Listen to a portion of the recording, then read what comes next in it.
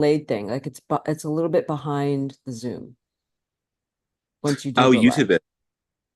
That Yeah. makes sense. That definitely makes sense. All right, I think we're live on YouTube. Hi everyone, Dante here, and welcome to the video.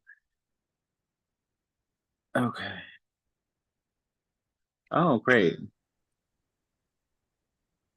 Funny. I'm always, I always never quite understand when it's actually going live. So thanks for dealing with the funny words at the beginning of all of these videos. Anyway, and you can join in the Zoom room with the link that is in the chat box on YouTube. So if you join Zoom, welcome. And the most important thing is to make sure you're muted when you are not speaking. Otherwise, there gets to be a lot of background chatter.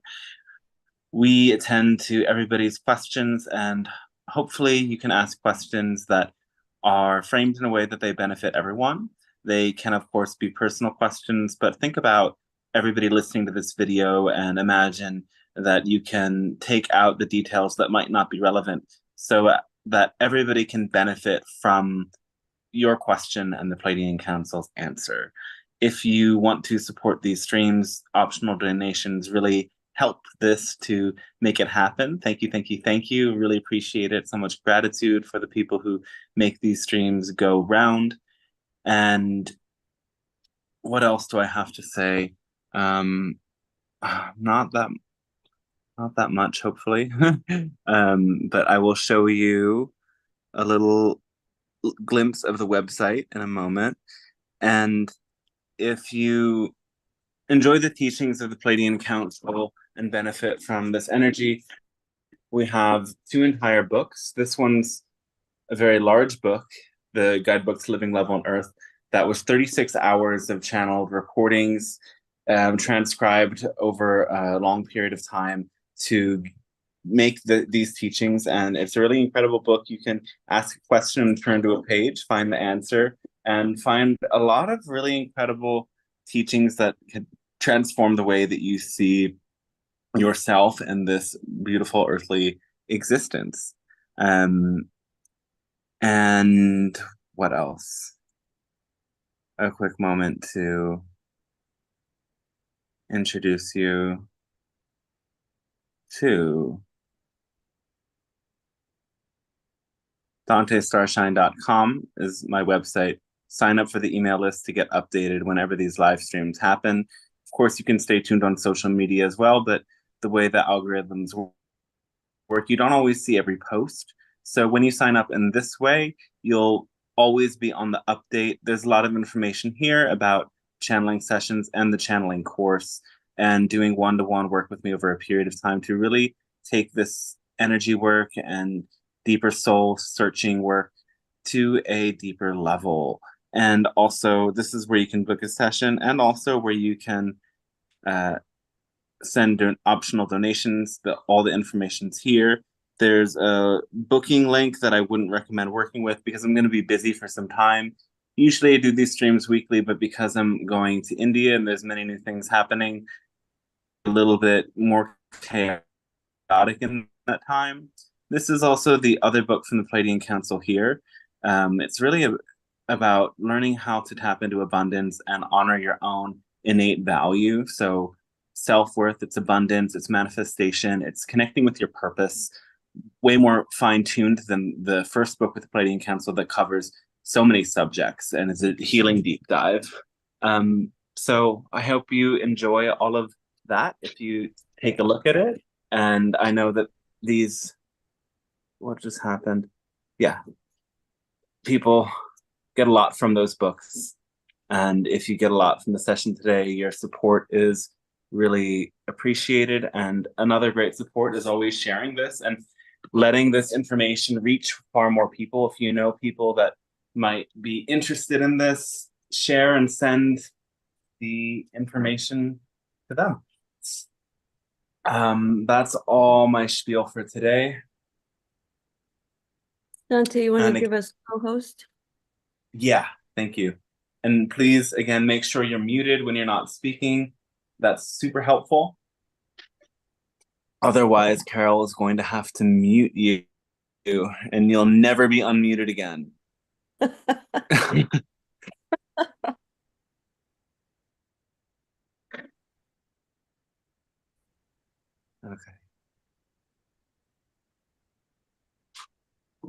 All right.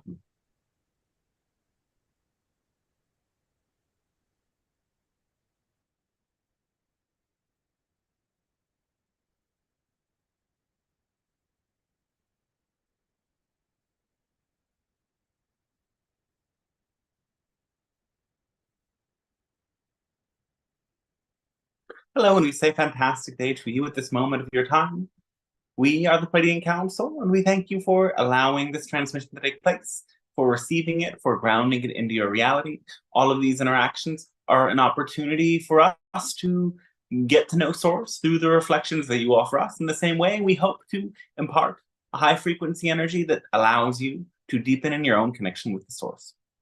Today, and before we dive into our message, we would like to share a brief meditation with you. Take a moment to close your eyes and take some deep breaths into your heart center.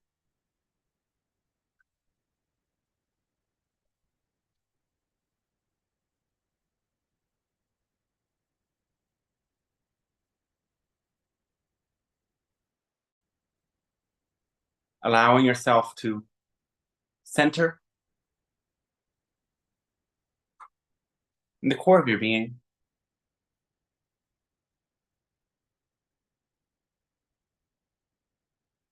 Imagining in this core of your heart a brilliant, powerful light that emerges and grows brighter and brighter with every breath.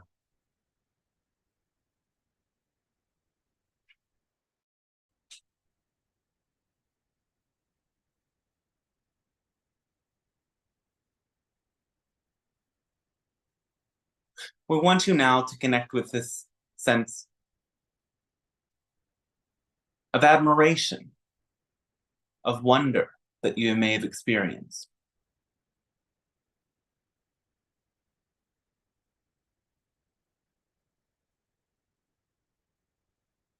Think of one person that you know that makes you feel perhaps starstruck, perhaps wondrous admiration, perhaps a great sense of love, respect.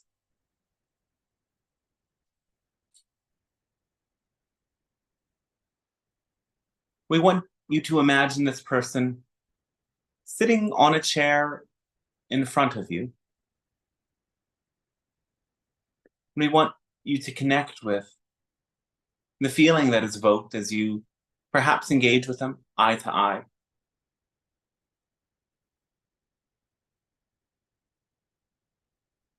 Where do you feel this connection? What energy arises in your body? Notice, what is it that you admire about them? What makes them so special? Why do you feel so drawn into their energy more than anyone else's?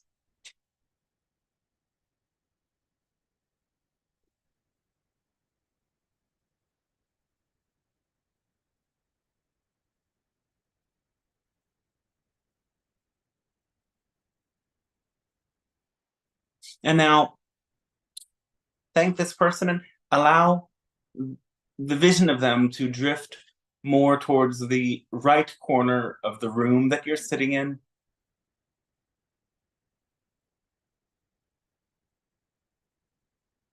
We now ask you to invoke the energy of judgment, or perhaps of resistance, even hatred.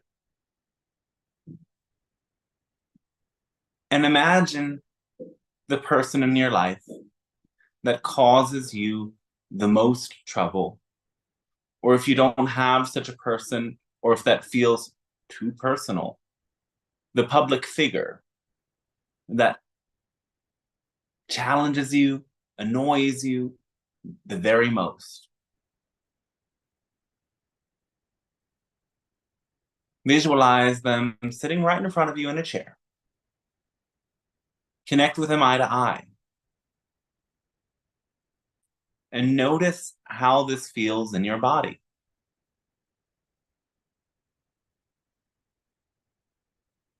Where do you feel this judgment arise? Where do you feel this resistance?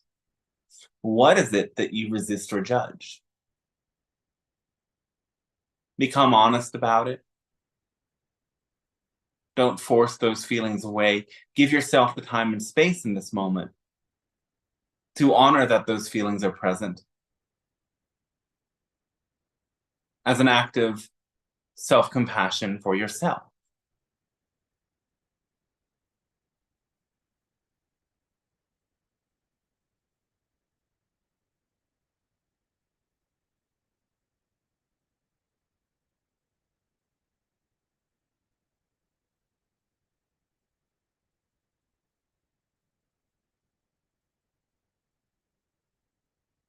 And as you allow yourself to stay in touch with those feelings, knowing them as a valid emotional response, a valid part of your own system, allow that person to fade to the left corner of the room and return to your own center.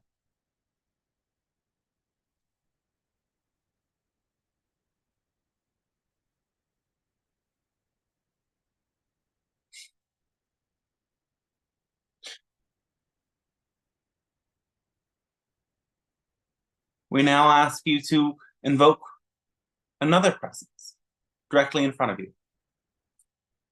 We call this your doppelganger presence.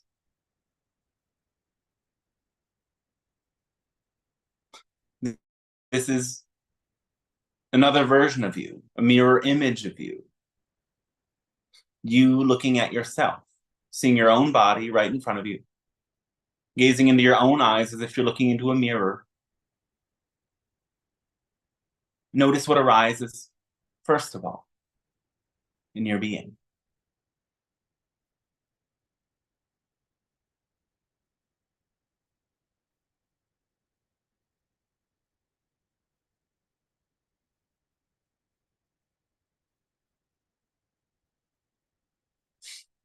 Now, focus on the qualities you admire. Tap into a sense of deep love, deep gratitude for yourself. See what you can appreciate, see your beauty. If you struggle to do that, think of words of affirmation that have recently been shared with you.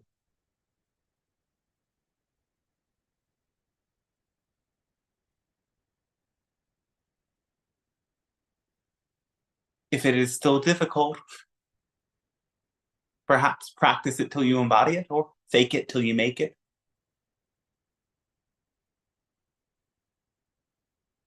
Seeing your most loving, admirable, beautiful qualities. Letting it evoke a sense of joy.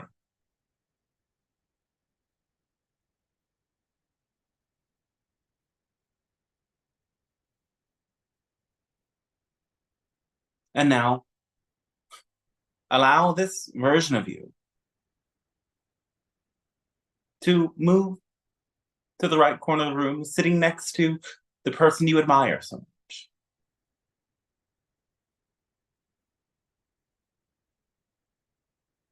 Bring yourself now to ask your doppelganger self to come back and reflect to you instead the qualities within yourself you resist the most, the ones that you might hide, the ones that you might deny, the ones that you don't want to show others.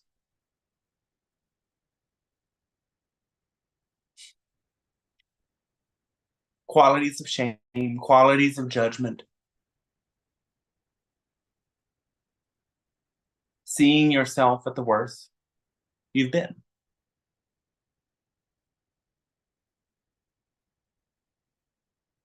Having compassion for these qualities.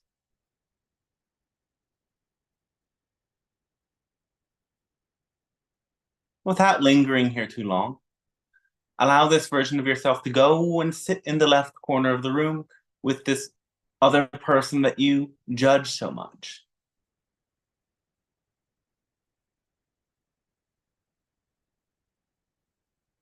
Now, allow the doppelganger that reflects what you admire to blend and merge with the person you admire. And allow the doppelganger that represents what you judge to blend and merge with the person that you judge.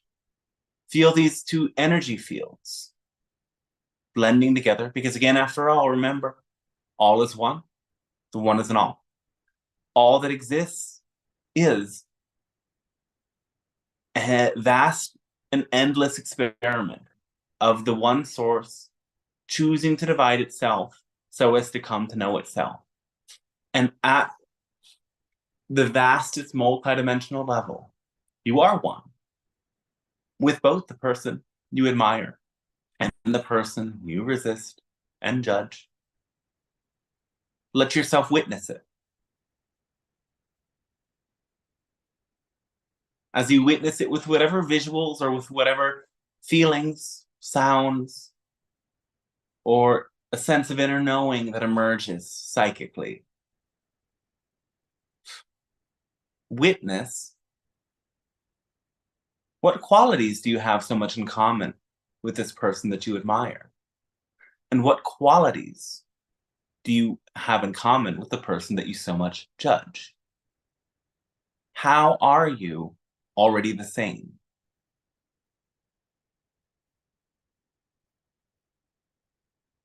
How are you already one?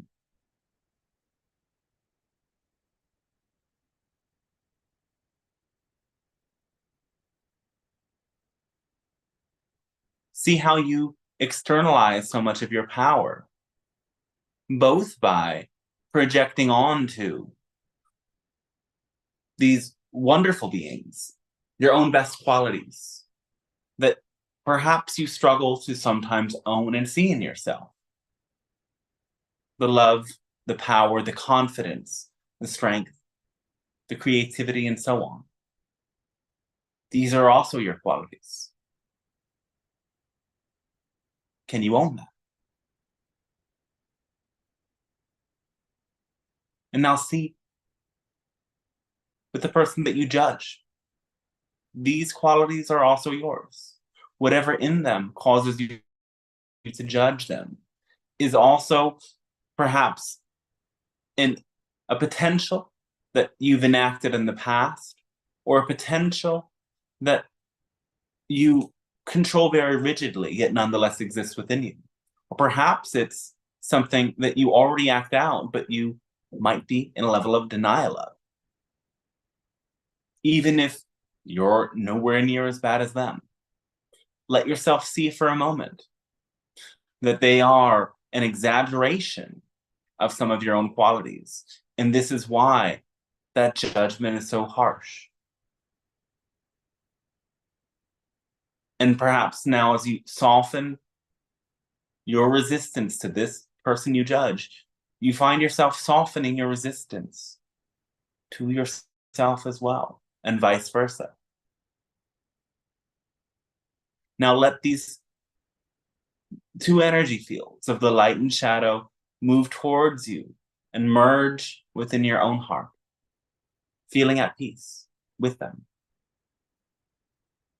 And as you do, imagine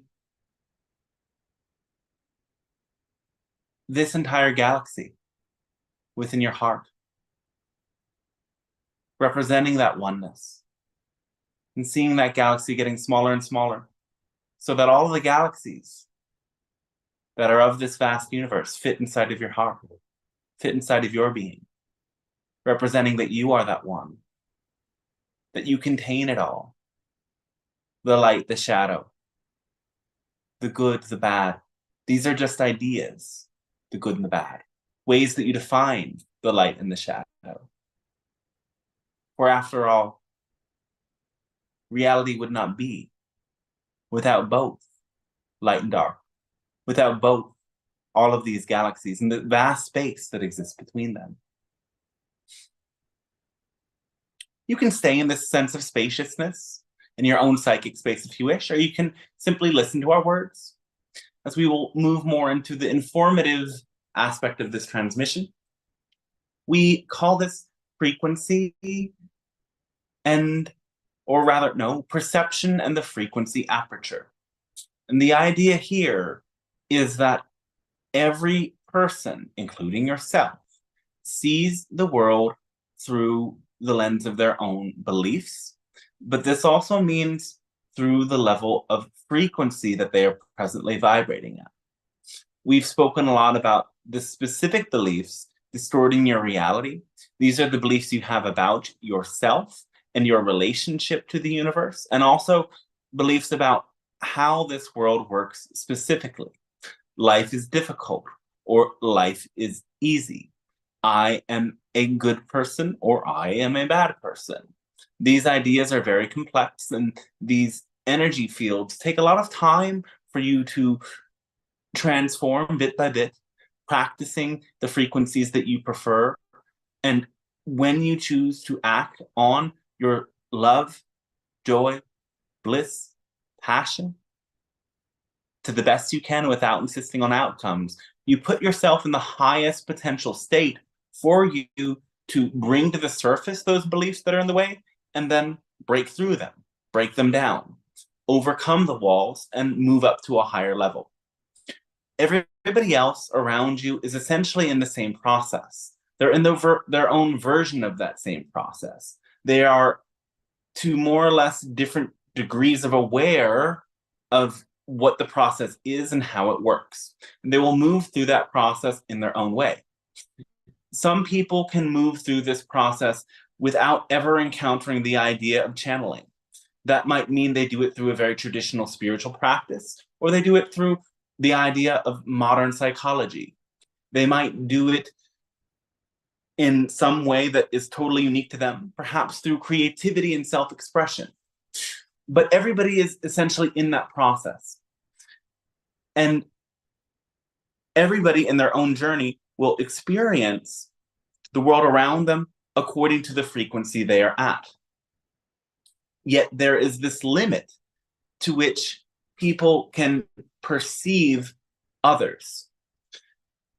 The idea is that you only perceive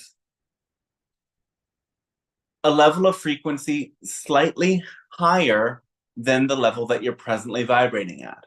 That means even if you come into the presence of a being that is totally enlightened, you will experience their energy in a certain way.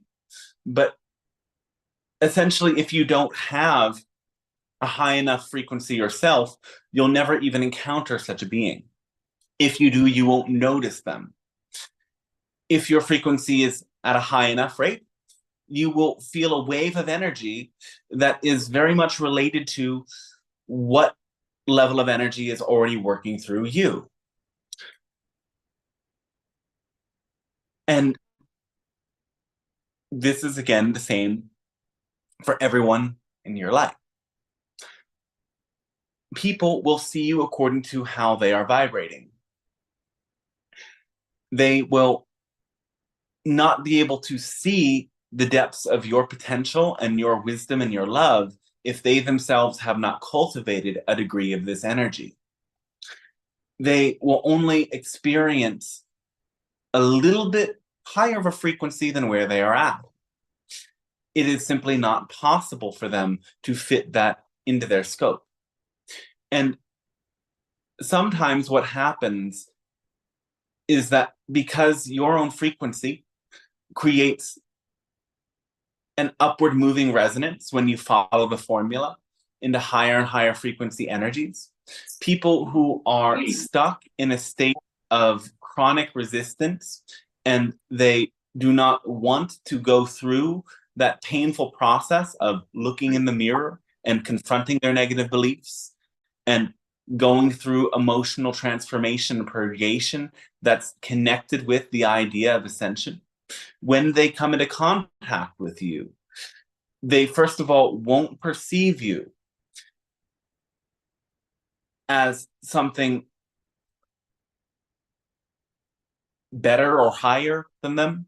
Instead, because they themselves do not want to see their true expression in the mirror, will project onto you their shadow qualities in an attempt to bring your frequency back to their level, so to speak. And the thing to know here is that they don't even consciously know that they are doing it. This is at an unconscious level. They will come up with excuses, find ways to blame you, negative qualities onto you, highlight ways that you have failed without acknowledging that you have already apologized and made amends, focus on the past and not the present, and do whatever it takes to project their own energy onto you and make you fall into a trap of mistakenly agreeing with them. Oftentimes, this is done totally unconsciously, and they don't even recognize or realize they are doing it. And if you are really to be a light worker of service, you are to take none of this personally.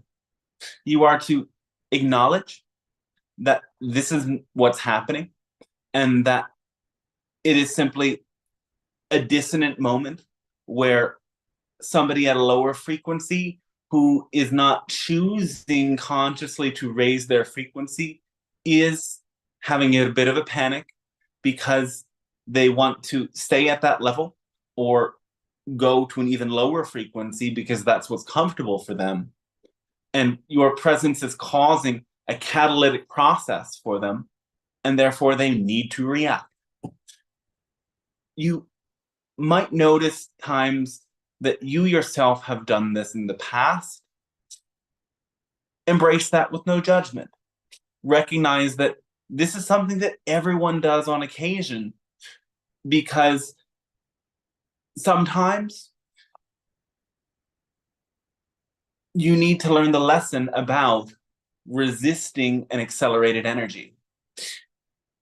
Accelerated awakening is uncomfortable and can bring a lot of sudden changes to the body, to the mind, and to the life situation. This is why you need to not have an insistence on an outcome. You need to learn to trust and surrender. Take it day by day. Especially when you're in these moments of a catalytic period. And of course, there are natural times where the collective energy on your planet is going through a catalytic moment. The eclipses are that regular interval where something gets catalyzed in the collective. Right now, you're between the eclipses, so some of that energy is present, bringing forth a sudden epiphany that some people work with and play with in fun ways, allowing it and accepting it as a wondrous lesson, taking them on the next step of their path. And some people resist and push away, and they, in their resistance, will often find someone to point to, someone to blame. To become more fully conscious is to recognize that you, like all beings, have a lens through which you experience things. And you yourself are the lens. Your soul is the lens. You see yourself in others in the same way that other people see their light or their shadow in you. When people are showering you with positive energy, that's their own positive energy. They are reflecting to you the power, the capability, the light they've awakened in themselves, in the same way we already explored the shadow side of that. They are only capable of doing that because they themselves have expanded that frequency. And you are to be embodiments of that frequency too, lifting other people up to see their own greatest potential. Recognize when you see great light in someone else, that's your light too, because all is one. Recognize when you see darkness in others, that's your darkness too, because all is one. And this is where you allow yourself to ascend even further. It's easier to recognize that the light is you. It can be more difficult to recognize the darkness is you, because at a certain time, when one gets to a high frequency, there is the great test that everyone has to go through to identify with that frequency at an egoic level and say, hey, all of this positive energy is just me. I have done it. Me, this name, this body, this hard work is what this energy is. And as soon as you do that, you limit yourself, you confine yourself, you keep yourself where you're at, and you create a path of resistance where the strength of your ego identification pulls you automatically to a lower frequency. And then you have to do the work of releasing to raise back up. And you might then snap again back into the egoic identification and then again be pulled down to find a way to snap out of it and raise back up until you finally recognize that the energy itself that you are experiencing, that you are embodying, that is flowing through you, is the universal energy of the universe, is what people call God. And God, in that sense, is the ultimate doer, the ultimate expresser, the one who acts through you, the one who moves through you, the one who is you. And that means God is also its opposite, the devil, Satan, death, destruction, evil, however you call it. It's the other side of the coin. It needs to be part of the picture in order for reality to exist. And so when you say, them out there are the evil, destructive ones, you limit yourself and you bring yourself into that ego.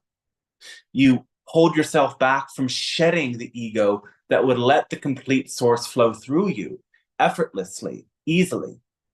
So whenever you see darkness around, the best way for you to stay at a high frequency is to affirm, I am that. To see the potential for that energy exists within you, perhaps was expressed through you. And if you can't see it in this lifetime, do some past life work to see how that energy you're judging was a crucial part in your karma of why you're still in resistance to it in this lifetime.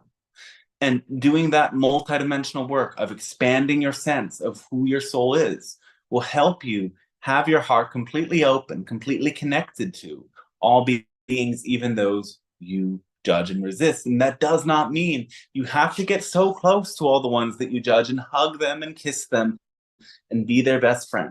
No, there is still nonetheless a reason why there is distance between you and those people. Yet that distance and that feeling of not wanting to be close doesn't have to be a resistant form of judgment. It doesn't have to be a powerful pushing away.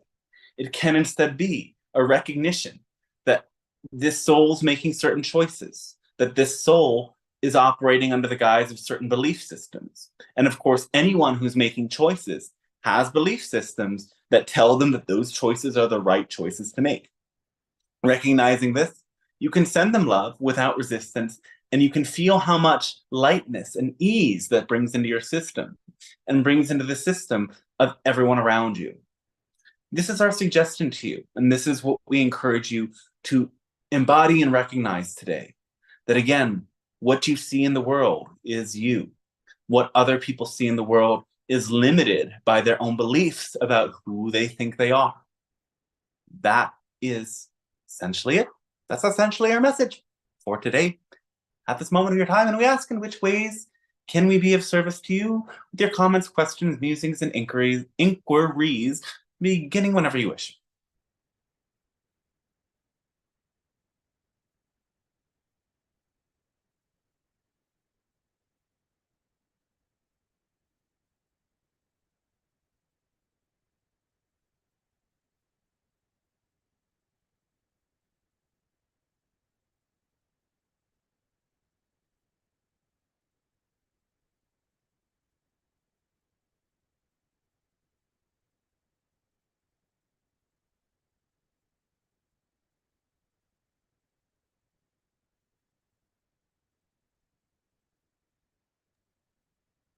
Are we waiting for a question? That was a question, so we're no longer waiting. Congratulations. Thank you, Dante. Thank you, Council. I am Yes. so excited that I made this meeting. Just looked down on my phone. There are so many questions about the 3 days of darkness, the solar flash, the shift. How long do we have to prepare for this big event we're all so excited about? The rest of eternity. Okay.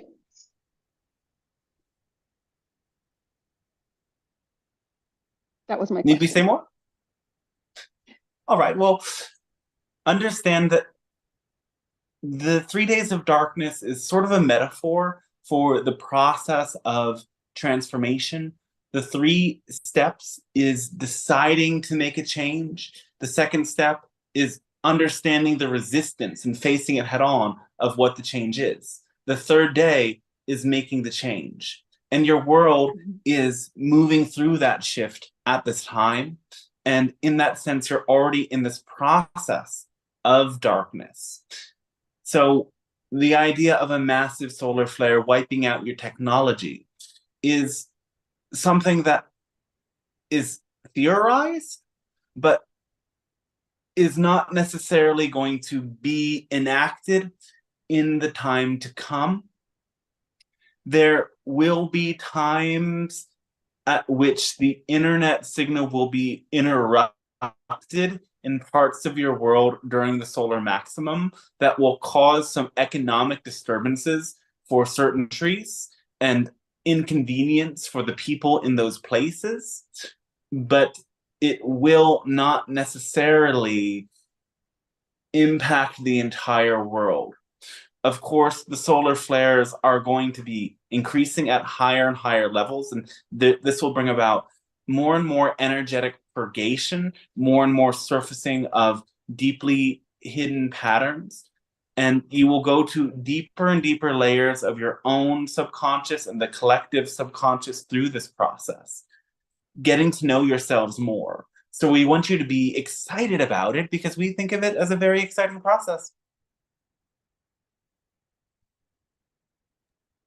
Thank you. I am finally there, that I'm looking forward to it. Yeah. Thank you very much. Oh, well.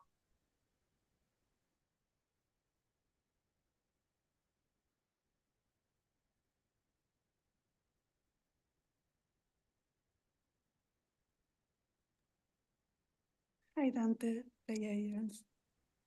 Hello, welcome. Thank you. It's my first time. I also have a question about darkness. I'm living in Belgium now. I'm from Argentina, from the sunny side of the street there. And the winter is coming here. Every year, the winter is a dread season for me. I'm losing my energy. I'm losing my motivation. I'm a little bit disconnected. And I get that feeling that it's coming again. So now I would like to know if you have any insights for that.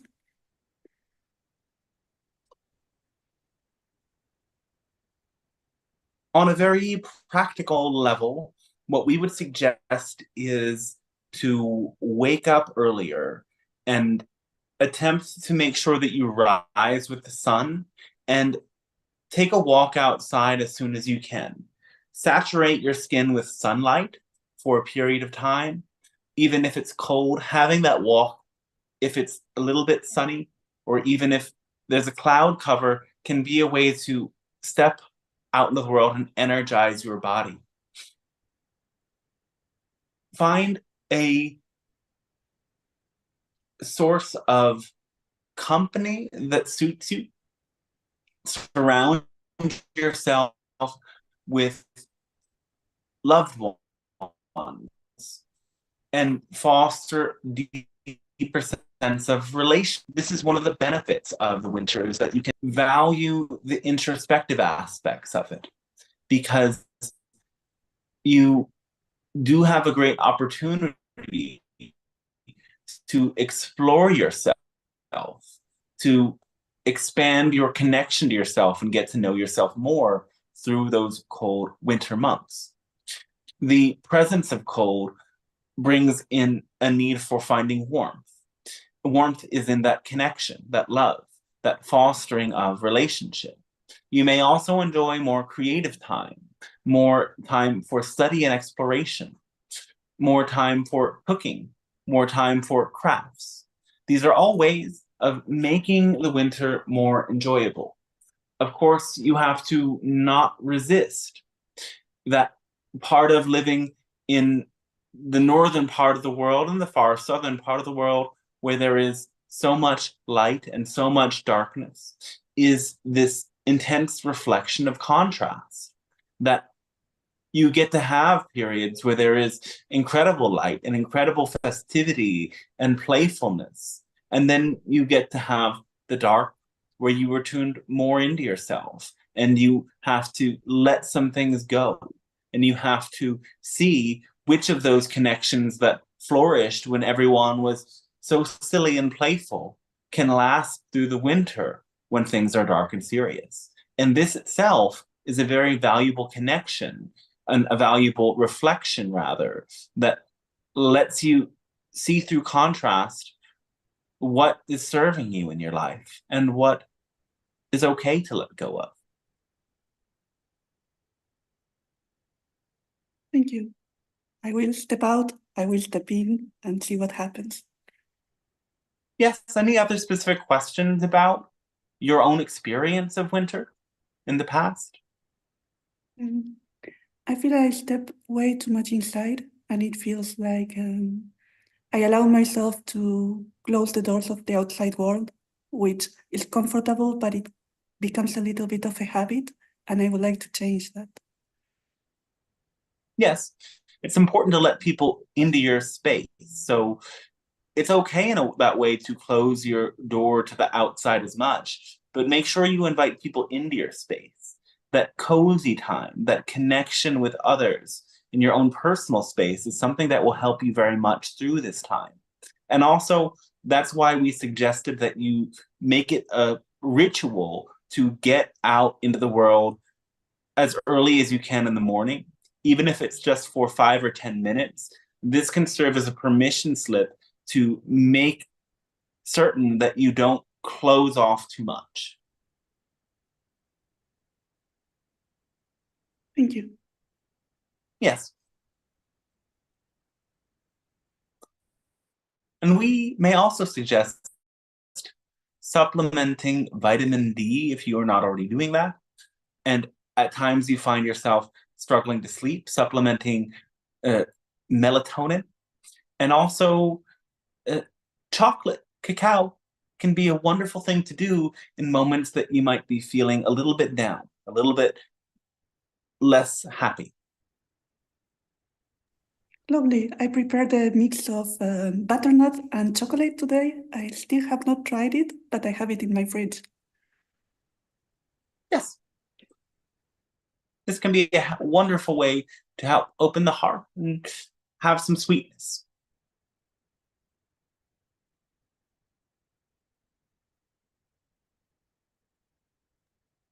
Hello. Hello, welcome. Thank you for this transmission. Yes. I have a curious, I would like to hear your perspective on this.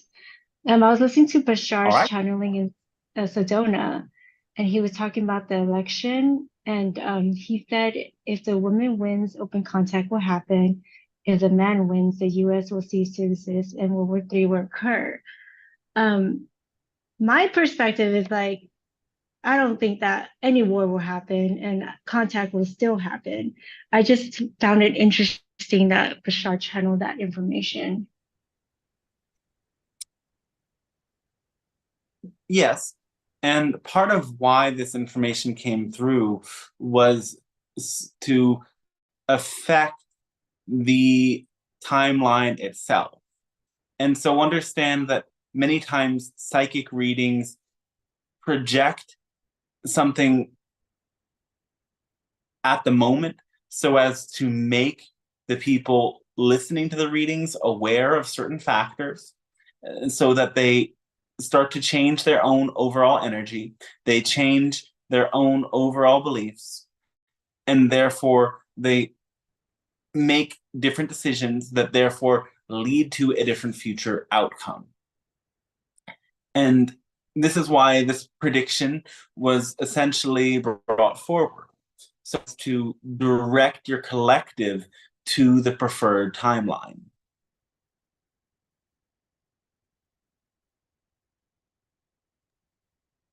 Okay, thank you for sharing. Yes. And you are right in that open contact will happen either way, though it is valid that given the current energies and circumstances, it would be a little bit delayed if the man wins, because his presence would bring about certain obstacles. And this isn't to say that there are not other obstacles if the woman wins. They're just different obstacles. You will have to overcome all of these obstacles in the collective one way or the other way.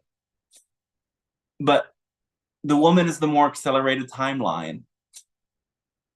However, the World War III idea is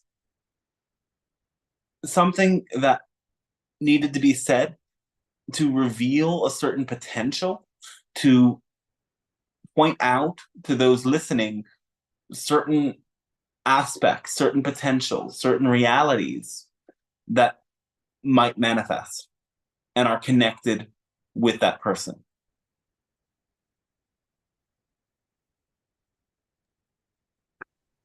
Wow. Does that make sense? Thank you. Yeah, it does. Yes. Will personal open contact happen like on the individual basis within 5 years? Still happen? Contact will continue to happen in the form of sightings, in the form of sightings before large groups of people, in the form of channeling, in the form of messages, in the form of crop circles. Information will be revealed to many people.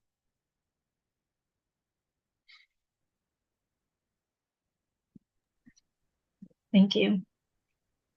Yes.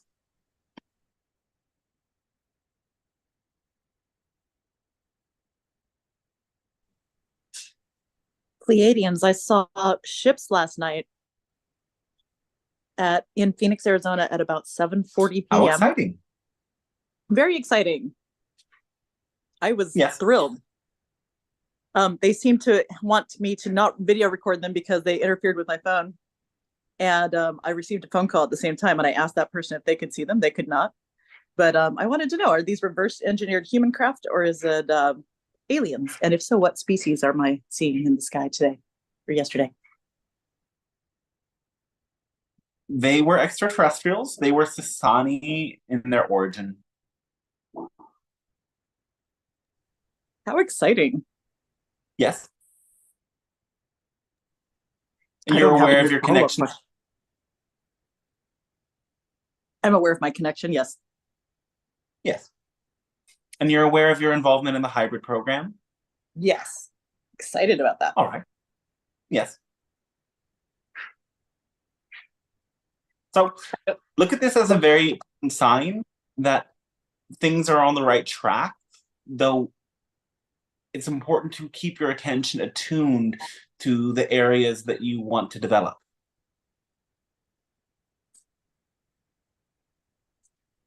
Definitely. Before I saw them, I was in a blissed out state. So I know exactly what to do. All right. Thank you very much. All right. Thanks to you as well. Hello, Council. Hello, Dante. Hello. Hello. Hi. I do have what amounts to a bit of a spiritual, perhaps it is, personal question.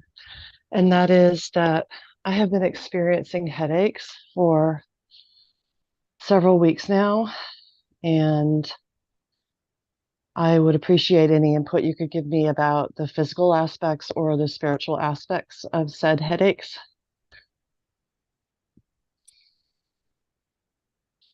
Are you aware that you're overthinking sometimes? I've been understanding that, yes. That you're dwelling on many things and that you're interpreting the pathways before you according to limiting perspectives that are causing you to delay. And the more you delay, the more you overthink. And the more you overthink, the more painful the headaches become. Mm-hmm. Any tricks of the trade that I may employ that I am not already employing? Well, the idea is to recognize that you have to make a choice and you're not going to make the wrong choice. If you end up taking a path you don't prefer, you will find a way to move from that path on a fork in the road to the path that you do prefer. But sitting where you're at is preventing you from getting further on either of the paths. So you need to decide which path you take in the moment and recognize that at any point you can walk through the bush to find the other path if that's what you like. And that might be even more exciting to trailblaze for a moment and find the way to the path that you really are excited about. And know that as you start to do this, the process of deconstructing the beliefs that make you feel resistant to all of the paths will fall away.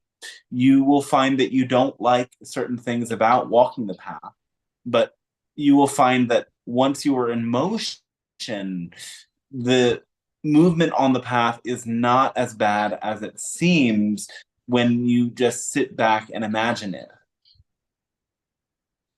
Understood. I hear that very clearly. Thank you, and I appreciate that very much.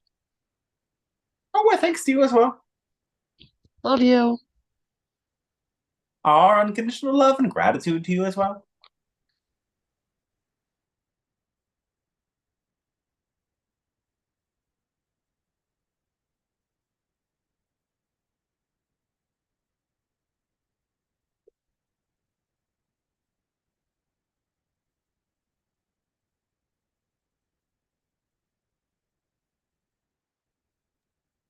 Somebody Hello. else has a question. Hello, yes. Yes. Thank you so much for this transmission and the message. Oh, yes. A couple things talking about the eclipse season and embracing our shadows and our dark side. A couple things have happened in the last couple days that I'm trying to embrace and understand.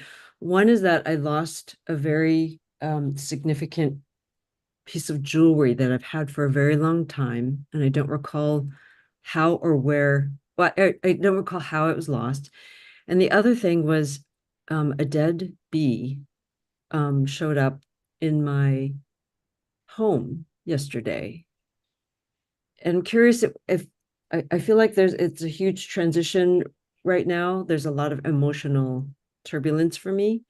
And I'm curious if you have any insights that may help me navigate this period right now. Thank you. We'll start with the bee in that it represents the power of gathering pollen, gathering all of the resources and energies from places around and bringing it together.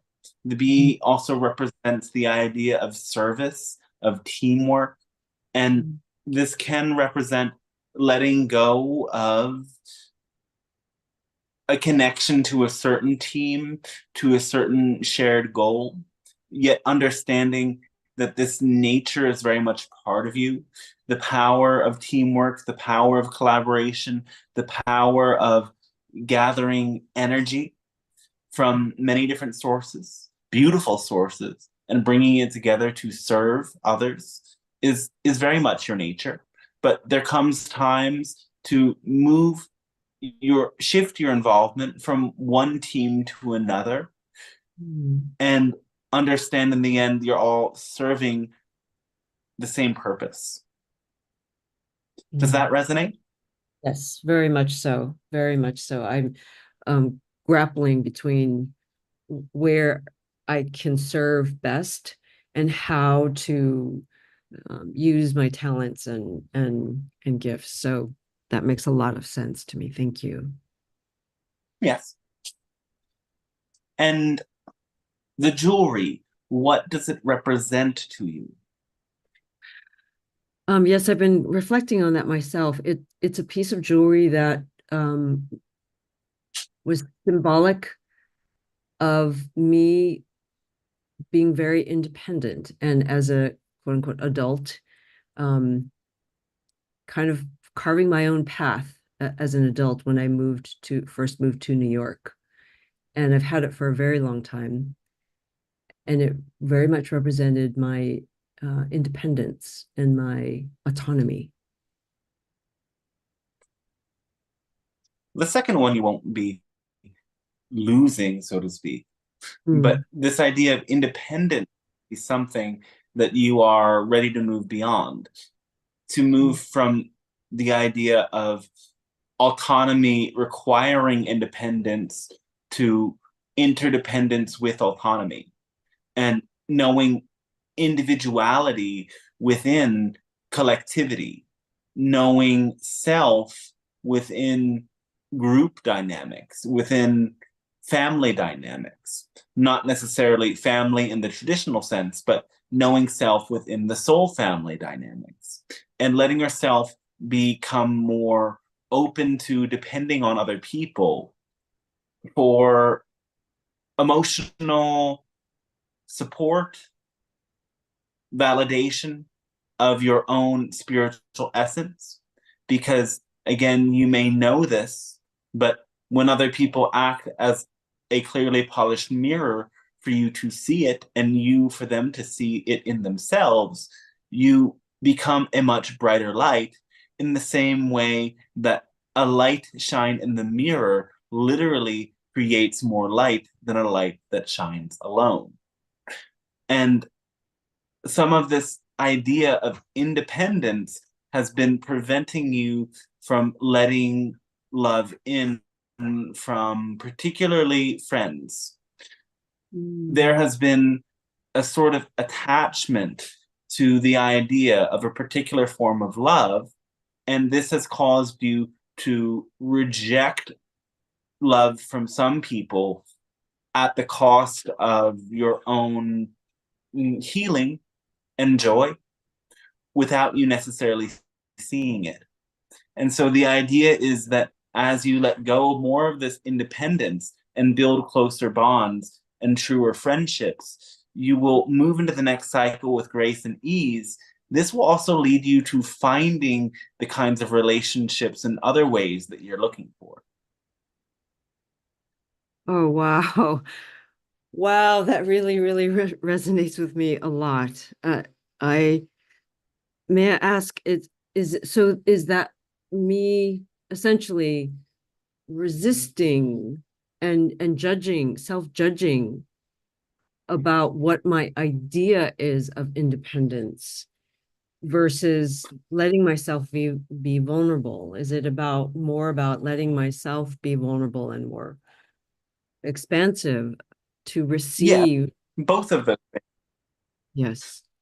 Receive more, be more vulnerable, and understand in order to do that, the ideas that are in the way are those of the identity of powerful independence. The idea of doing it on my own is better than doing it with others. The idea that I should do it on my own to prove it to others. Replacing that with doing it together collaboratively being more rewarding to me and to everyone involved. Yes, thank you. Thank you so much, Pleiadians. My love and gratitude. You as well. Thank you. Or unconditional love and gratitude to you as well.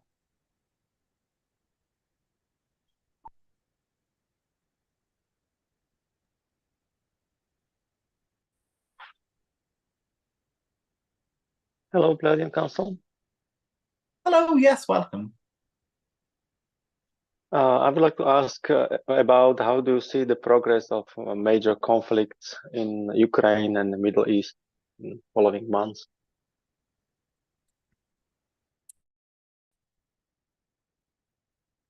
The intention of the Israeli government is to continue and to continue to suppress the information from reaching wider audiences, knowing that eventually certain groups of people who were once very irritated become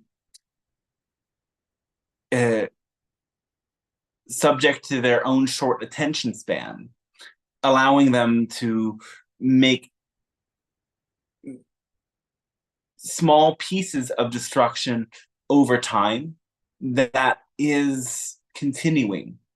And so the idea of energetic support for Palestine through your prayers, through sharing information, through keeping the awareness alive is helpful, because the current energy reads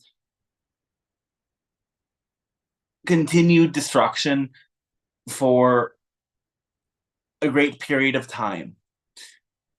There is the potential for a more permanent ceasefire to come into effect, but it greatly depends on the outcome of the US presidential election. And if things go in one direction, it's possible that this ceasefire will come into place in March. If things go another direction, it's possible that it will continue until next year. In terms of the war with Russia and Ukraine, it is continuing more or less to the same extent.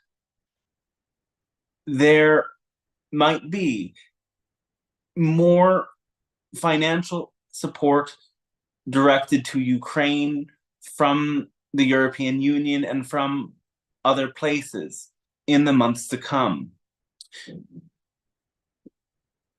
This continues to keep things much as they are, and this prolonged stalemate will be what it is for now until one side proposes to do things a different way. Okay, thank you. And what about global economy? Central banks have started lowering the rate, and how this will affect economy.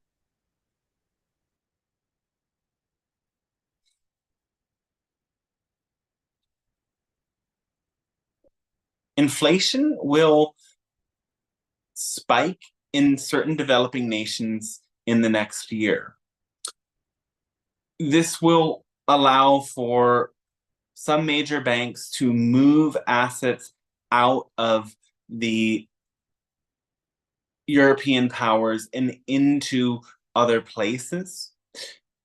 This will lead to big changes in the economies of certain countries next year. But it also is depending upon the wars that are ongoing. Should there be intervention that bring an end to the war, particularly between Russia and Ukraine, the economies will start to balance out once more.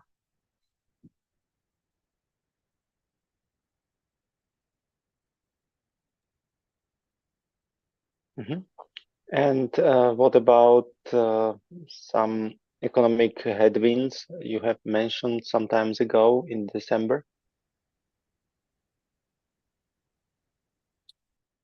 That's currently still on the table. And can you be more specific how it will look like? It's been delayed a little bit, and it again still depends on the situation between Russia and Ukraine. If it doesn't resolve by the summer, you will see a lot of vast changes in 2025.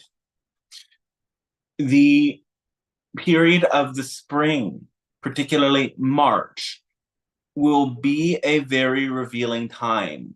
It will show you where you are going in terms of global conflict, and economy will follow.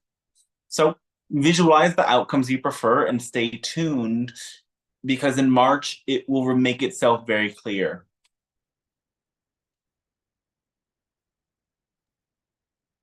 And my last question is, can you say how the cryptocurrencies or Bitcoin will be performing or affecting global economy?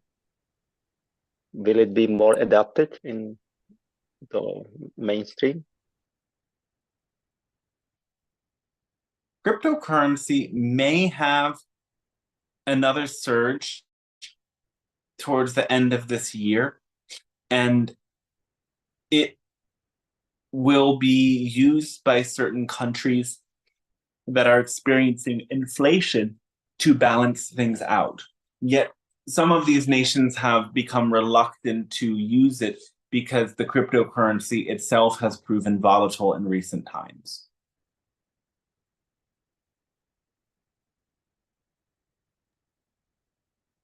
Thank you very much. Oh, thanks to you, yes.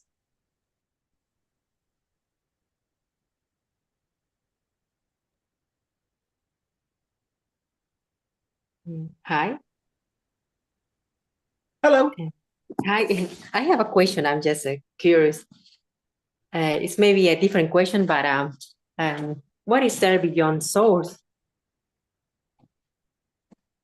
What is there beyond souls? Beyond source. Source?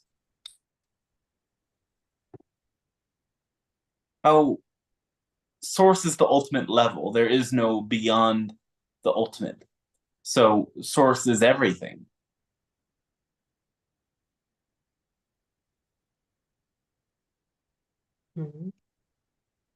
Sometimes I hear that this is our universe, they say, different, I don't know, collective, this beautiful universe of us. So I'm just curious, are there other universes? Yes. So source is not just the source of this universe. Source is the source of all universes. Really, you must come to know all that is as a multiverse, not just a universe. And it's such a multiverse that there are infinite universes in as much as there are infinite timelines. And many of these universes operate under different laws of physics. And so they are completely different from the universe that you know yours to be. They are still inhabited by beings of consciousness, but even consciousness operates in different ways in certain universes. And for example, your universe operates under the principles of free will.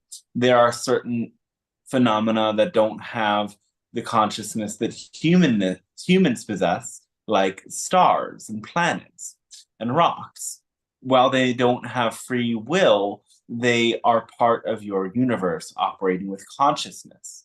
However, there are universes where there is no free will, and everything in those universes is absolutely fixed and predetermined.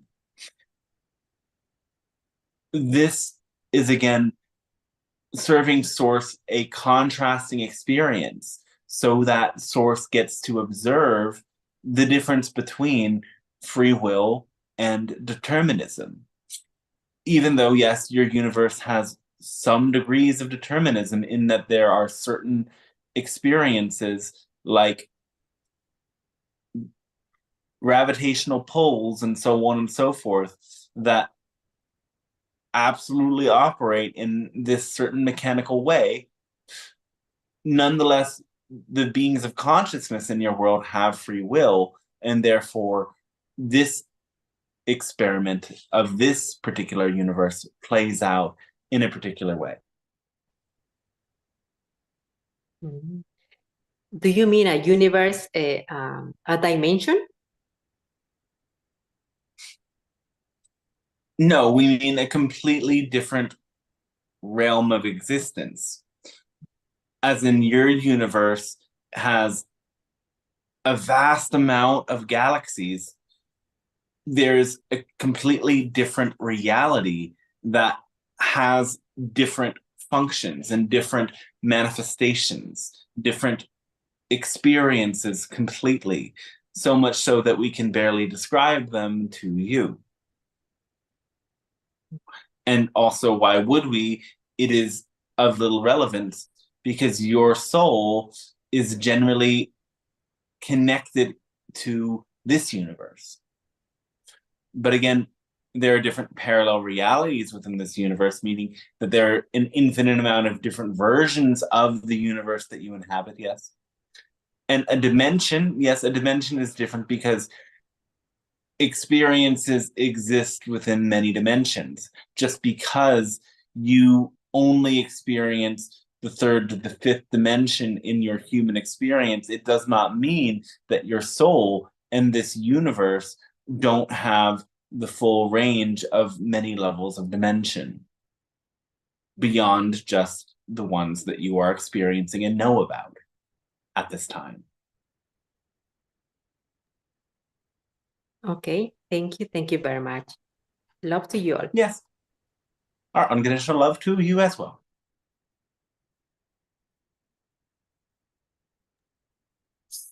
So Pleiadians, I have a follow-up question to that. It was fascinating information. Yes. So is it possible to then possibly experience some of those parallel dimensions and tap into those or cross over into those if our frequency is at, I guess, the right vibration? Yes.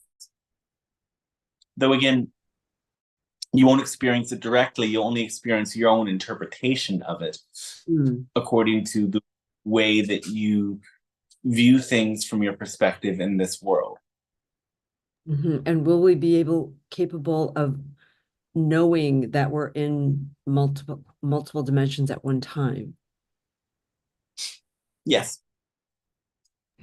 Even an experience like a past life regression reflects to you that you as a being of consciousness have many more than one experience. Is that the phenomena that happens with the déjà vu? Yes, it's similar, but not quite the same. Déjà vu is a reflection that at a soul level, you had precognitive awareness of the reality of that moment before it happened, meaning that you as a soul knew the future and contained the future before it came to manifest. And that means, again, everything is here and now. And in that sense, you can know other futures before they come to be by tapping in to that frequency, by letting go of your attachments, letting go of your insistence, stepping into the eternal now, and allowing your imagination to fill in the gaps. You can, in that sense, have precognition about anything you want. And by tapping into the somatic experience of déjà vu, you become more and more adept at allowing yourself to do that at will.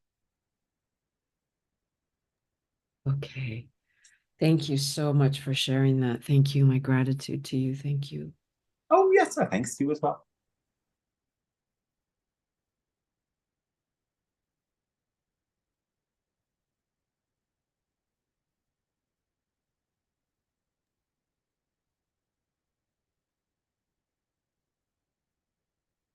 Hi, Pleiadians.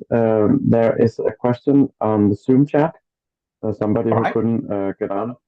And it is, I feel stuck in my life, held back by fear and uncertainty about the next step. how can I move forward when I don't know what I want, but know that I need change?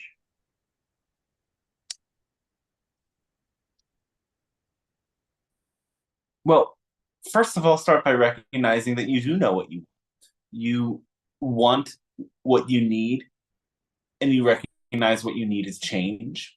Therefore, what you want is some improvement. What you want is to feel better.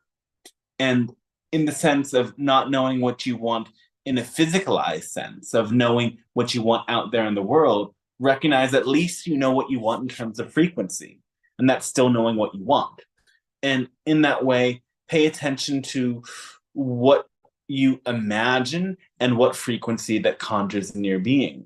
When you imagine certain things, you get the result that you don't want as your internal experience. When you imagine other things, you get a frequency that you do want as your internal experience. So play with this and allow your mind to stay focused on the ideas, the energies, the feelings, the frequencies that you prefer more of the time. And as you do this through whatever permission slip works for you, it can be meditation, it can be tuning into content that has a high frequency energy and resonates with your interests. It can be enjoying nature. It can be simply imagining moments that you already felt, high frequency energy, love, joy, and ease. It can be talking with people that have a high frequency energy and allow you to see that as a reflection. Again, listen back to that first part of the transmission. Know that when you're around these people, what is happening is that you're being reflected the highest frequency energies that you have available to you, and the energy you're experiencing is your own energy. All of these serve as permission slips to bring you into alignment with a higher frequency. And then again, once you attune to that high frequency, find inspiration. The inspiration ought to come to you quite easily once you're at that high frequency. And note, what do I feel so excited about doing now that this high frequency energy is circulating through my being? Now that this high frequency energy is moving me in a direction, what can I do to bring this energy more deeply into my being? Surrender, let go, and flow with it. This will help you very much to be more fully attuned to that energy more of the time. And know that, again, it always happens in ups and downs. So don't judge the down curve.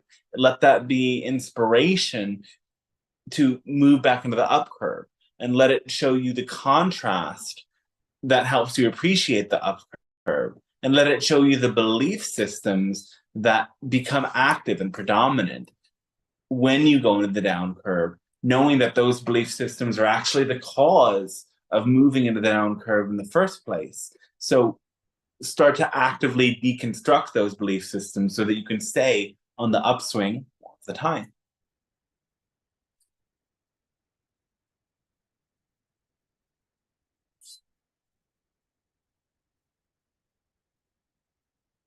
And we want to say this again to everyone, affirming, you never actually don't know what you want.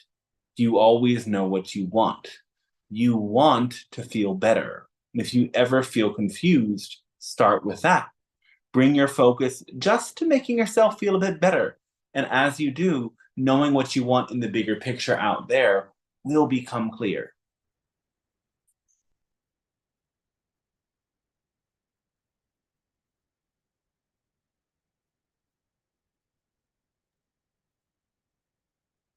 Such a beautiful answer. I have a question about self-love. You have said so many cool things about self-love throughout the last couple of years. And as I see it, there's still such a big lack of self-love around the world in so many ways. So I was curious what your perspective would be on, is there anything that in general people, the way they look at self-love, things that are known as sort of common truths or common known mindsets around it that are not optimal? And in case that it isn't optimal, how can people improve their view of self-love and how to work with it? Hope that makes sense. The biggest misconception about self-love is that it is some passive sort of affirmation or attitude that you have towards yourself that will fix the way you feel. Self-love is the result of loving actions. It's ultimately the result of following the formula. Listen, when we have told you so much about the formula, we want you to, first of all, understand that self-love is absolutely and 100% contained in the formula, and you don't need to know anything other than the formula in order to master self-love. Because again, the formula is act on what you love the most, what brings you the most joy, passion, bliss, whatever you call it. Again, all of these words we want you to remember as synonymous, in the sense that this first part of the formula is pointing you to the core frequency at the center of your being in your heart. Whatever word you prefer in the moment, that's great. It's an energy. Be guided by that energy. Be guided by it, act on it to the best of your ability, and don't have any insistence on the outcome. That is self-love, because that is bringing yourself, you, into the vibration of love. That's self-love. That's it. Period. But what people think self-love is they think it's looking in the mirror and saying, I love myself. I love myself. I love myself. And this is putting you in your ego. It's creating a difference between the I speaking and the self that is being loved. Do you not see how this is, pardon our French, a mind, yes, we can't say it in the transmission, but you know what we're saying. It's a mind duck. Why are you doing that? Why? It's stupid, it's silly. It's a mental game you're playing. Seriously. Kindly. We hope you understand. So, self-love is an action. Think about your parents. If your parents were saints and wonderful people, this might not apply to you, but many of you will be able to think of your parents. They did something that hurt you, and then they said, I love you. But did you really feel that? Did you? Did you feel that they were loving you when they said that? No, because their words weren't aligning with their actions. And so many people follow this silly misconception where they do things that they don't enjoy doing and they don't love doing. And they think then at the end of the day, they can play this ego game and say, I love myself, and make up for all of the ways they weren't loving towards themselves the entire day. It will never work. You have to understand, first of all, there is no difference between the I and the self, the me and myself. And anytime you try to tell yourself a story that I this myself, I that myself, you're playing with your ego a little bit. And it's okay to have one, but the idea is that the formula brings you to transcend it through bringing it into the highest possible state and energy. Now, there is a way that you have to confront your own negative energy to be centered in self-love, and that's also implied in the formula, in that you do things to the best of your ability without insisting on an outcome. And in those two steps, it's implied that you look at your negative belief systems, you face them head on, you allow yourself to bring those emotions that come to the surface, hold them in your presence, and breathe love through them, breathe presence through them. Let them go, let them simply flow through you and disidentify from them. That's a necessary part of then moving back into actions that fill you with love. So once you really do that, once you reconceptualize that nothing I say to myself is going to help me if I don't act loving towards myself and enact love every day, and then recognize that in order to enact love every day, I have to confront the ideas, the attitudes that aren't loving with loving action, with radical joy and bliss enacted every day, you will move through these things. And again, another misconception of self-love that we didn't speak about, but is just as important, is the idea that I alone am the entire source of love. Remember what we say when the true you is all that is beyond all of this. Yet you get, again, into an ego state, playing ego love games when you think, my love for myself is meant to solve all of my problems. And at the same time you say that, but you then criticize people who are narcissistic. This is common culture in your world at this time. You think I can love myself and fix everything, and narcissists are the source of my problem. But you yourself saying, I can fix all my problems by loving myself, are the narcissist. It is very silly. The love of others enhances the love for you. And all of you are beings that need relationship. Some of you can sit in a cave and talk with the ascended masters for all of your lifetime. But if your interest is in connecting with people and this transmission and others, we would think that you're probably not one of those people. And probably the people that uplift you into love are the other beautiful human connections in your life. It's okay to need them. It's a different thing to become codependent with them, which is to insist on them behaving a certain way towards you all the time. That's when things get dicey. But needing them and needing to control them are very different things. So let yourself know that it's okay to need people too, and that that's part of truly embodying and letting all of the self-love in, because again, there's no other. Everything is one. And all of that love from outside is love for you too. In this way, you can get out of the silly games and truly live a happy, loving life. We trust it.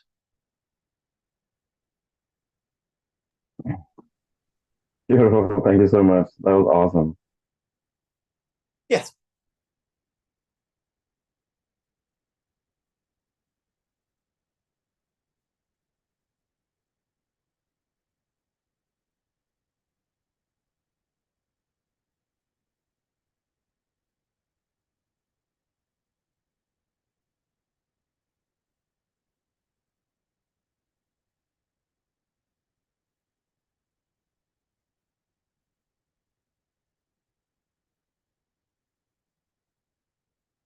Anything more?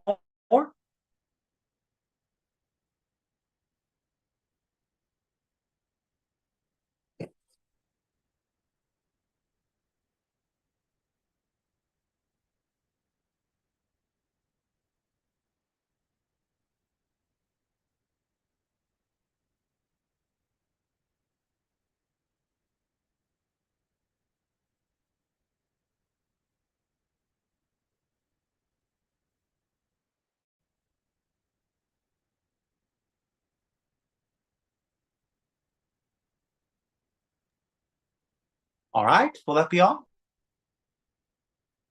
There is one more question on the Zoom chat. Somebody who right. can get online.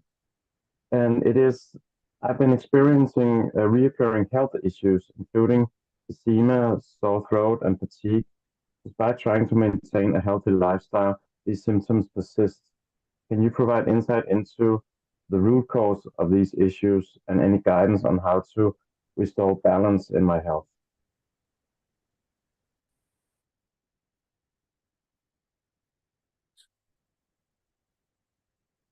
There's much stagnation in the root chakra, in the solar plexus chakra. So you are having some sense of being ungrounded and feeling disconnected from the world. You may even have beliefs that say you don't belong in this world and it's not a place for you. You have to confront those beliefs and come to recognize that this is your home. This is who you are. This is where you've decided to be as a soul, and it's the only place you will find what you need. You have to open yourself to the support of others and let that love in. you might feel very tired because in a way you need to lay certain patterns to rest. Some of this fatigue will not go away until you let your soul family into the vulnerable parts of you and let them hold you and care for you there. You have been neglecting yourself and pushing people away, and this is a part of the problem.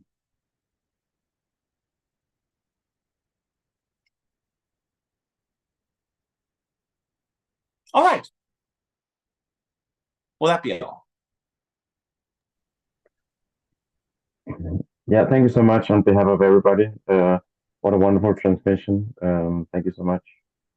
Sure. Thanks and unconditional love to all of you as well. It has been a wondrous interaction for us, and we hope that this energy and information serves you in continuing to open to the love that you really are, all the love that exists inside of you and is you. So our blessings and wish you a fantastic rest of your day then. Okay. Amazing, everyone. How are we feeling? Thank you very much, Dante. Nice to see you after 1 month after. Yeah, Yeah. so good to see you Nice to see you. too. Yeah. And then So I many came a little bit beautiful later. people. Pasido, what do you say? So many beautiful people here. Yeah? Yeah. We Yeah. are 11 right now. Yeah. I've seen Sasha is there also, eh? Hi. Yeah. Hi, Sasha. Hi. Feeling much better And Chuck here. was Thank there you. too. Yeah, wow. Into energetic alignment, hey? Yeah. Yes. We love energetic alignment. Yes, we do. And a couple of new people with great questions. That was really cool. Yeah, very Yeah, good. cool. Very good. Yeah, I heard some. So a reminder, you can come to the website, dantestarshine.com. These sessions happen freely, but if you want to donate to support them or support the booking a session, that's a wonderful way to give back, and I really am super grateful for it. This is my calling and also the only thing that I do to support myself. So I really appreciate the ways that you can give back. And of course, sharing it with other people is an amazing way to give back as well. And also tuning into the books, Guidebook to Living Love on Earth, an amazing, really long book with so many things in it. Dun, dun, dun, dun. And the abundance teachings, the channeling your innate value. They're both available on Amazon, print, and whatever else. Channeling your innate value. That's the book. Oh, oh, stop it. You're being so silly right now. British humor, channel. And this is where you can put your email address in and sign up for the email list. And that will let you know about when the channeling sessions are happening. So thanks for doing all of that. Thanks for letting the world know. Thanks for being amazing. How's everybody? Yeah, anybody else want to share something? Or whatever? No, I I'll really share that. appreciate. Oh, go ahead. No, go ahead, darling. Thank you. I was just gonna say that this is like the third time coming to one of these that I've sort of had a question rolling around in my head that I haven't asked, and then someone else has asked that question pretty much word for word. So just wanted to reflect just the gratitude for the interconnectedness that happens on such a global level through these transitions, Dante. Yeah, it's super crazy, right? Mm-hmm. Thanks for saying. I really appreciate. Sorry to interrupt. Yeah, I really appreciate the self-love explanation or expansion on the ideas of self-love, about it being action and expecting nothing but enjoying the action, and that's going to be very helpful for me in the very near future and in the now. So thank you. Yeah. Oh, glad to hear that. Yeah. That's something I've been reflecting on a lot too and seeing is the weird ways people think about self-love and get stuck on it, right? And by the way, Yes, Dan, yes. the reason I asked that question is that a question popped up for me today is that with all the crazy things that's happening in the world of politics, is the question popped up: can you be corrupt if you truly love yourself? And I don't necessarily have the answer, but I think it's a really interesting question. So that's why I wanted to get the sort of counterintuitive perspective of what people might have of misconceptions of self-love. So, and boy, did I get what I wanted. That's a great answer. Whoa. Huh. I'm thinking about that too. Can you be corrupt if you're truly? I think so, because I think sometimes we might, people at a certain frequency or operating under certain belief systems, they might be excited about doing something and then realize that what they were doing had some negative or distorted implications. But if they don't process those negative aspects of what they did, then they stay stuck at that frequency. But then it's ultimately not the highest excitement, because to keep going to higher and higher levels of excitement and have to become more serving to the greater good and serving to others, right? Yeah, it Then becomes a also question of definition. Yeah, well, it's also what's the definition of corruption? Because corruption to me may be different from what you believe is corruption. Right. So the question is interesting, regardless of what our definition is. Yeah. What is corruption? I think, well, is it lying? It's dishonesty?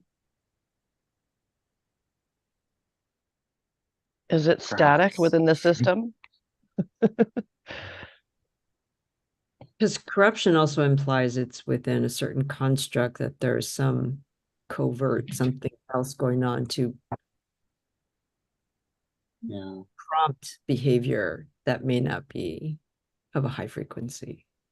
I'm thinking about materials being corrupted, like transforming to something they are not, like forcing to something out of their nature. Yeah. What I was thinking also is that I think it's interesting that probably most people would agree that there is too much corruption. Then the question is, well, who's doing the most of it? But taking it on a higher level and going, well, if there is a higher level in terms of self-love, well, let's meet there. That's where we can unite. And then we can unite there and sort of find common ground as people versus the politicians and, the elite and the things that you have challenged earlier about.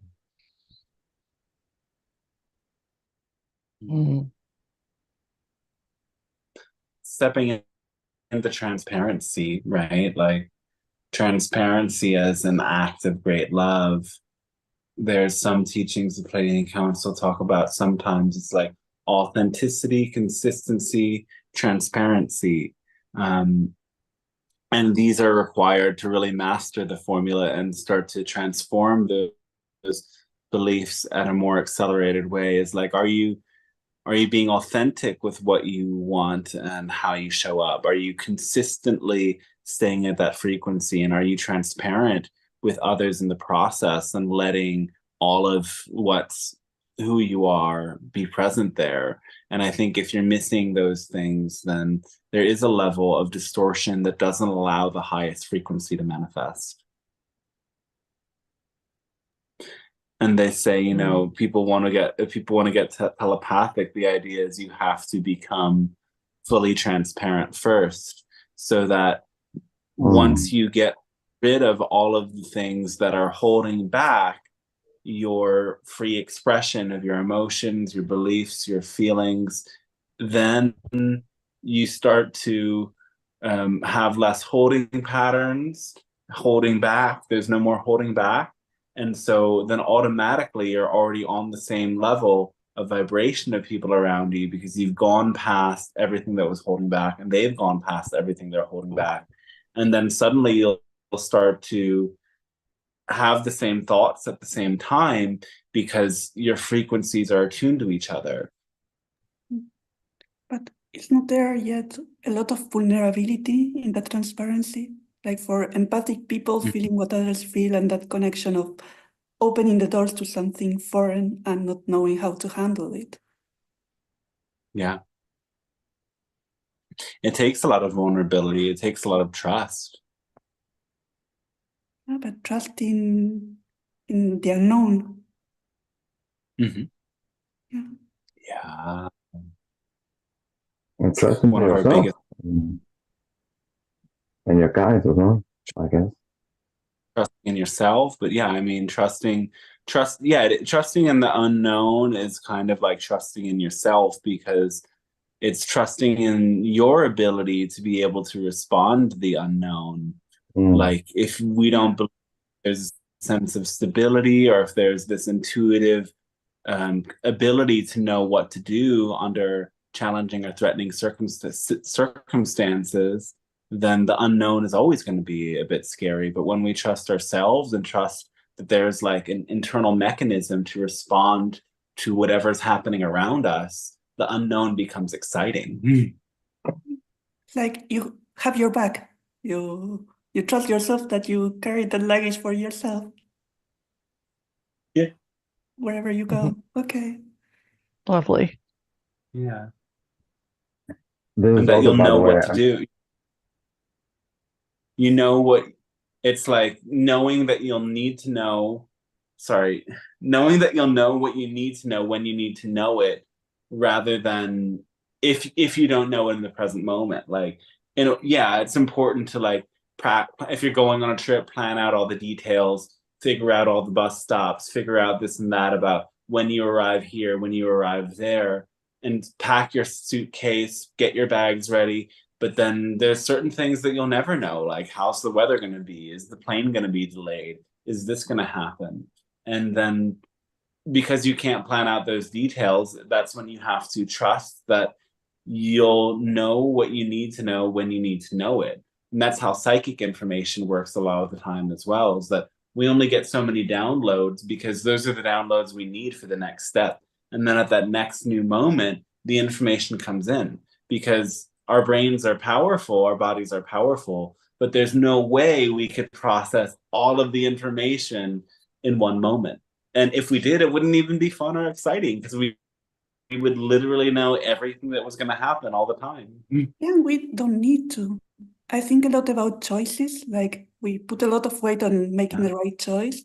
And if you have your back, you trust yourself, and the path is unknown, the choice is not that important there. So helpful. Yeah. Yeah. Thanks to you, Monica, too. Yay. I would love to look at the messages. Maybe there's some interesting messages that came through. You guys can feel free to continue to talk. I'm going to. I'm realizing that following my moment.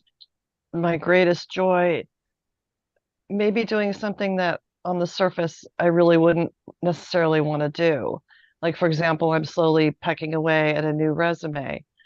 But on the flip side, it will bring me joy to make progress. So anyway, there's so many paradoxes which are beautiful. But anyway, I just wanted to mention something like that. Yeah. Doing what may on the surface seem, tedious or what have you, that can also lead to my greatest excitement. One foot in front of the other, and you keep going, and it all works out eventually, right? That's it, baby. The longest as well starts with first step. Yep. Glad to be discovering and feeling this with y'all today. Yeah. Yeah, I gotta get going, but super grateful to share this space with y'all today. Really needed it. Thank you, Sasha. Thank you, everyone. Thanks so much. Blessings, love, joy, magic things. And I will be in India on some voyages soon that might make the timing quite different for the streams and mean that I'm not quite available every week, but I've really enjoyed doing a stream almost every week of September. So if you start to miss me, go back and watch the other streams and of course the many other videos that are there.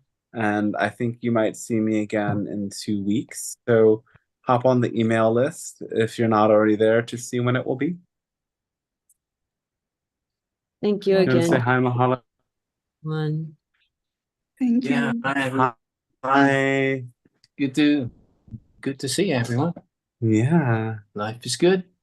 Oh, and we have Yeah, another yeah. channel that's getting way Ah, more yeah. videos Our other one is called Answers from Other Worlds, and we're launching a new style on Saturday. We put them at noon GMT. So wherever you are in the world, if you check what is like GMT at midday, that's when it goes up. And we've got a new topic is sex and love. It's 2 episodes. They're like 14 minutes, 13 minutes each. I'm kind of going a bit beyond the 10 minutes now because there's too much to say. So I asked the questions, and we're doing it in a new format. You'll see it. Everything's a fresh new style. And we've got 2 episodes, everything about sex and love, answered by the Pleiadian Council. It's on YouTube and blissbeings.com. Yeah, blissbeings.com will get you straight there. If I just hold, that's how Answers from Other Worlds look, and blissbeings.com. Don't know if that's the right way around, if you can see it.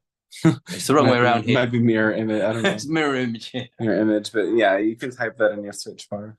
So yeah, we've got 20 episodes already, I think. Yeah, More than that, yeah. A lot going on. And we're making a lot more episodes. It's like I might go on to Spotify or something. Move on from YouTube, get something a bit more. So this Saturday, 12 noon GMT time. Yeah. Every Saturday, 12 noon GMT. This Saturday, it's going to be love and sex, or sex and love, these topics for the next 2 Saturdays. I mean, they come out as premieres, right? But they're not live videos. You can watch the recordings whenever, right? Yeah. They just, I do it so that it starts, so that I know, Saturday, GMT midday, put something up. And they're about 10 minutes. They are getting a little bit longer, but just a little bit, and very much edited and very much for the mass market. Although at the moment, not many people are tuning in. I'm doing something that will last forever, so our grandchildren will be proud of it. You're not having grandchildren, are you? No children for me. Unless somebody wants my DNA and wants to raise them without me having any responsibility to them. I mean, I would hang out with them, but I can't be a dad. It's not in my cards. Wow. I think probably I hope someone takes you up on that. They have my DNA, but I'll just be their uncle, okay? I mean, everything you do is brilliant. I think I should take these ones and just chop it into like these videos are my children. Yeah, these are your children. That's it, and the planet needs them. I'm just saying, there's. I mean, I've become happy, and my family's become happy. This is the incredible thing. It's not just me; it's my children, my partner. Everybody around me is getting happy. So this is a miracle. This guy here is the real deal. And I just want other people to jump in. There's 1 million people in the planet right now who need to hear this guy.